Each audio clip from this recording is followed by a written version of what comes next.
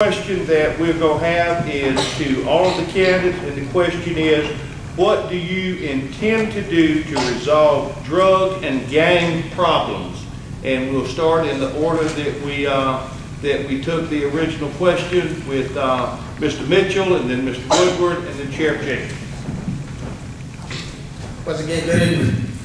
The first thing I want to do is I'm going to start the Jasper County Drug Task Force, consisting of Jasper County Sheriff's Office, Richland Police Department, and the Hardyville Police Department. Right now, we have an agreement with Beaufort County, where Beaufort County makes the decision when it comes down to drugs in Jasper County. That's the first thing. The second thing, when it comes down to the gangs in the area, first thing we're going to do is get those individuals. Once we start arresting those individuals, we can start finding out who's all involved with the gangs, like the Bloods and the Crips. A lot of those gang members are here in Jasper County. The Folk Nation is also here. I've ran into several of these individuals on the streets, and those individuals are looking for a way out, but they're scared. We have to build a trust with these young kids, that knowing that they can trust us and law enforcement to come forward with the information, so therefore they don't have to worry about somebody coming after them and shooting at them and their parents. This has been happening for a long time. I have a solution. I built the trust on the streets with these young people. They trust me. Thank you. Thank you. Sam, dead on a minute. Good job. Good evening. Good evening again. When Sheriff Jenkins came into office, we had 7 narcotics officers working in Jasper County. When I left in 2010, we was down to 1. We need to rebuild our narcotics unit back to that 7 at least. And that 7 can also work narcotics, and can also work gang units at the same time, which will reduce the shootings, the robberies, the home invasions, all at the same time. This is what needs to be done for a safer and better Jasper County. Thank you. Thank you, Sheriff Jenkins. Ladies and gentlemen, I'm going to do what I'm continuing to do. We've heard our council members talk about the budget. Do I regret stepping outside of this county to provide you law enforcement service? Yes, I do. But as a sheriff, law enforcement, a leader, I'm not going to stand at the chalkboard and twiddle my fingers when there are resources available. Be it grants, be it agencies, and we hop on Beaufort County. Let me share with you as far as Spartanburg, South Carolina. Sheriffs, 46 sheriffs in this state have an agreement where we work together. If I needed to right now, I could call a helicopter. Just that easy. Not just through SLED, but other law enforcement agencies. We're talking about getting a budget together, and as long as there are resources available to make this happen, that we can pull to bring to this county to provide you with public safety, I'm going to continue to do that. Until you vote me out, I'm going to continue to use every available resource. We have officers in the school. We have officers that are working in the community. We've identified gang members. It's nothing new. SLED has a pool that they've identified, and we work through that. So, and also, as far as when you talk about building community relations, it's there. It's already there and it's been there, and we're going to continue to provide you with that. But I want to say to you again, do I regret having to step outside of this county to provide you with public safety? No, I don't. As long as the resources are there, I'm going to continue to do that until you say no. Thank you very much. Sheriff. There were 2 questions related to evidence in the Sheriff's Office, so I'm going to kind of combine them. Sheriff, if you would just address the importance of evidence and the integrity of evidence, and what, if anything, are you going to do to improve the integrity of evidence collection and protection? Let me do it this way. 3 months ago, we started with the barcoding system. We've been manual. Yes, we have been. You've heard that. We've been doing things by hand. There was no system. We have a system that the officers, my investigators, have been using for the last 3 months. They've had training in it where everything is scanned now. Every piece of evidence that we get is scanned. You heard in the newspaper, or you read in the newspaper, that there was no inventory done since 2007. January 16, 2008, we did a certified letter to SLED. Interim Director Mark Keel. January 22nd, we got a response back. From that response, SLED came down and I told my custodian evidence officer at that point, don't move anything. SLED came in and they did an inventory. We also had an inventory on the finances. We did no spending. We did not move any evidence until everything was clear. So now, we've never been challenged in court. We've never had any issues where evidence has ever been tampered with. Evidence is in place. Come over to the old facility. There are 3 tractor trailer bins out there that's been there since Randy Black. And I said to a group when we had our first debate, will I destroy that evidence? Will I move it? No, I won't.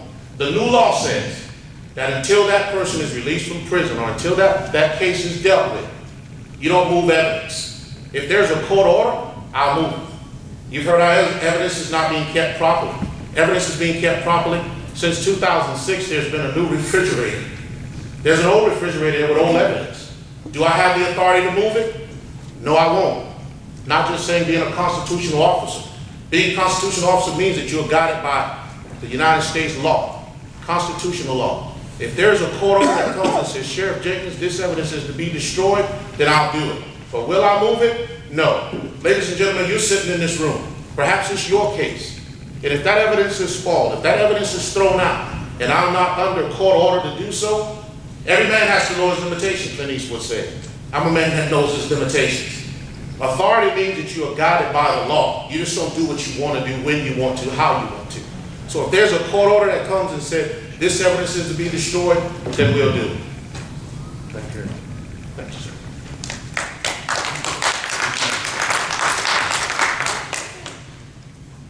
Mr. Mitchell?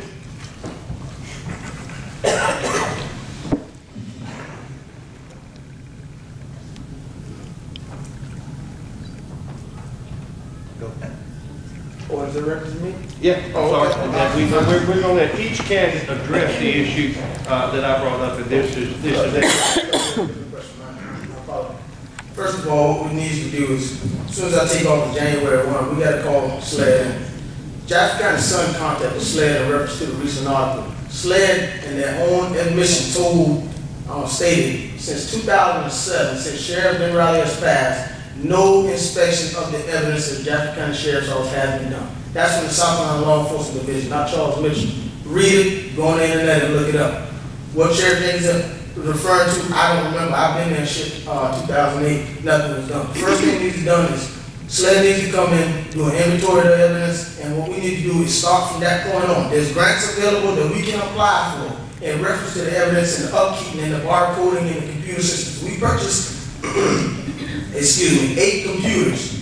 One of those computers that we could use out of the drug task force that we were using when we had the seven drug investigators, we could use one of those computers, the inventory, and put all the inventory into that system with the barcoding and everything. Therefore, we can be up in compliance on the law. We can assign the evidence custodian that when that evidence is turned in, we have someone and the evidence is not correct, they'll call that deputy or that detective will come back and we'll make sure that evidence is filled out properly, just like what we had to do with Beaufort County. Anytime we turned in evidence, it was inventoried, it was looked at, and if something was not done right on it, before it could be turned in and accepted, so it would be ready for court, it was drawn through the process. That's the same thing that we have to do here in order for us to get the industry standards. Thank you.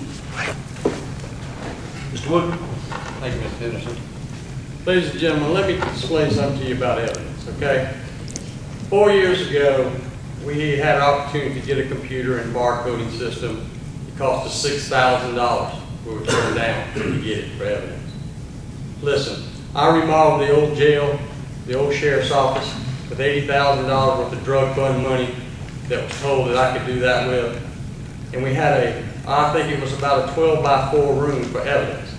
Now it's in a locked vault with an alarm system I put in place. Okay? I have been challenged not one time in court over evidence when I was the evidence custodian.